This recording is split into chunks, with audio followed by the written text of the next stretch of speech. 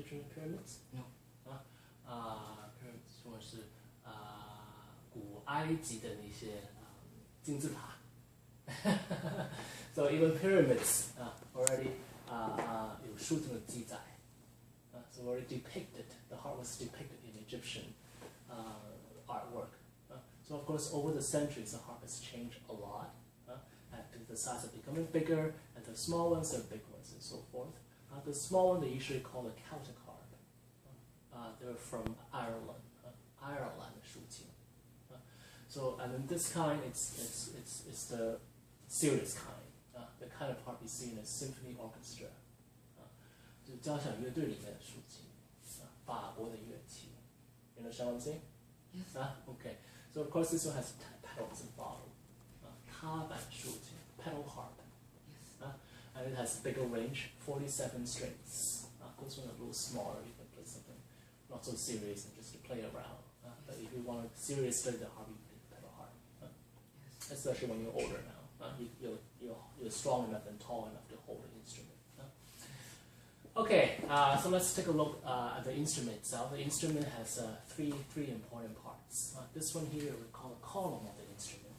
It's the strongest part of the instrument, and also the most beautiful part. You see some of the instruments it's more decorated and carved with a very nice decoration. And this part is called the neck of the instrument.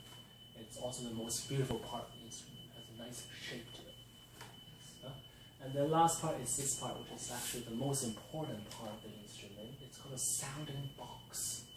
If you look at it, you see it's hollow. Yes. Yeah, it's hollow. And this is where the sound comes from. And it's what determines the sound of the instrument. This is why it's the most important. And then, of course, you see these strings. You see really long strings. Yes. And it gets shorter and shorter and shorter and shorter and shorter. Right?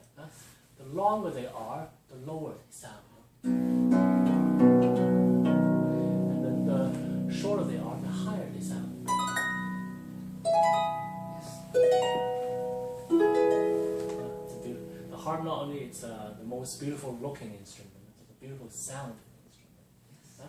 So you see you have colors on the strings. You have red ones, you have black ones, and you see there's some clear ones, right? Yes. Now, I don't know from the previous background, if you studied a little bit in China, did you learn piano or did you learn a Chinese instrument?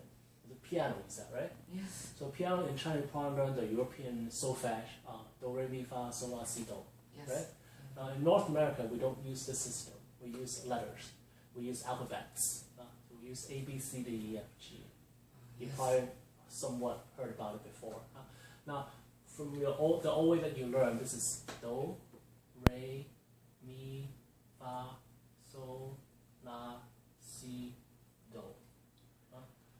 So it's just similar to piano, just here, but instead of this way, you become this way, vertical.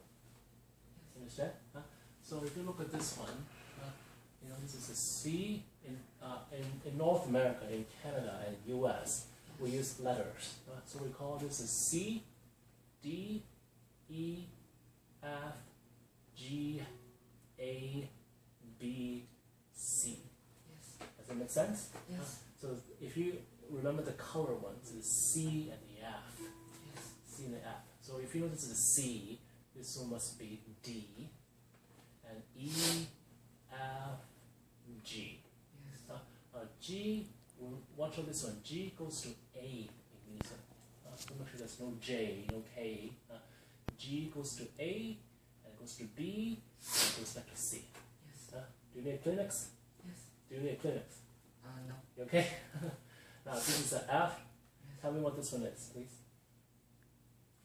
That's right. This is a C. This one must be. Yes. E. And this one is. E. And this one is. B. And this one is. A. That's right. And this one. B. Very nice. So it's not. And as you can see, there are many C's. This is a C. This is middle C. This is the lower C. This is the lowest C. And this is the lowest C. They're all C's. And of course the high. They're all C's. Just different register. The higher ones, the lower ones. The harp in the orchestra, has the largest range. For example, the violin will be about from here to maybe about here. The flute will be maybe around here to maybe around, I think, here. And then the cello, which is a lower sounding instrument, only has this one, but the harp has everything. Yes. Okay, so the harp can play a lot of notes, high ones, really low ones, and so forth. And it's a solo instrument. For example, if you're a singer, you will need someone to accompany you, right? A piano or something. But the harp is a solo instrument. You can play by yourself. And of course, you can play with people too. And it also sounds very nice to play with a singer, or to play with the violin. It sounds very nice too. Okay, so you got to know a little bit about the instrument. Let's actually learn how to play, how to use your hand.